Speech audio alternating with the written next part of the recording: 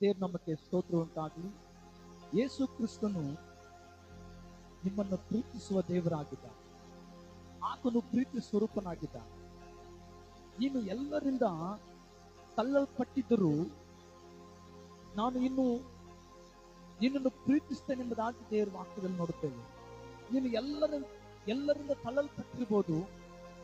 ದೇವರು ಹೇಳ್ತಾನೆ, ಯೇಸು ಸ್ವಾಮಿ ಹೇಳ್ತಾನೆ, ನಾನು ನಿನ್ನನ್ನು ಪ್ರೀತಿಸ್ತೇನೆ ಎಂಬುದಾಗಿ. ನೀನು ಎಲ್ಲವೂ ಮುಗಿದಿದೆ ಎಂದು ಭಾವಿಸಿದಾಗ ಇದು ಅಂತ್ಯವಲ್ಲ, ನಾನು ನಿನ್ನ ಜೊತೆ ಇದ್ದೇನೆ ಎಂಬುದಾಗಿ ದೇವರು ಹೇಳ್ತಾನೆ. ಪ್ರಿಯರೇ, ಯೇಸು ಸ್ವಾಮಿ ನಿಮ್ಮನ್ನು ಹೆಚ್ಚಾಗಿ ಪ್ರೀತಿಸುವ ದೇವರಾಗಿದ್ದಾನೆ. ಆತನು ತನ್ನ ಪ್ರಾಣವನ್ನೇ ಕೊಟ್ಟಿದ್ದಾನೆ ನಿನ್ನನ್ನು ಪ್ರೀತಿಸುವುದಕ್ಕಾಗಿ.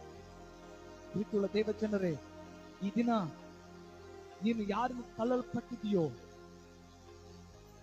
ದೇವರು ಅಂತವರ ಮುಂದೆ ನಿನ್ನನ್ನು ತಲೆ ಎತ್ತುವಾಗ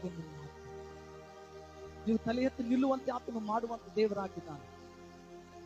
ನಿನ್ನನ್ನು ಯಾರು ಪ್ರೀತಿಸದೇ ಇರಬಹುದು, ಆದರೆ ಯೇಸು ಸ್ವಾಮಿ ನಿನ್ನನ್ನು ಪ್ರೀತಿಸುವ ದೇವರಾಗಿದ್ದಾನೆ, ನಿನ್ನ ಕರುಣಿಸುವ ದೇವರಾಗಿದ್ದಾನೆ.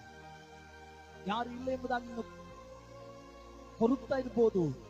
ದೇವರು ಹೇಳ್ತಾನೆ, ನಾನು ನಿನ್ನನ್ನು ಪ್ರೀತಿಸ್ತೇನೆ, ನಾನು ನಿನ್ನ ಜೊತೆ ಇದ್ದೇನೆ, ನಾನು ನಿನ್ನ ಸಂಗಡ ಇದ್ದೇನೆ ಎಂಬುದಾಗಿ ದೇವರು ಹೇಳ್ತಾನೆ.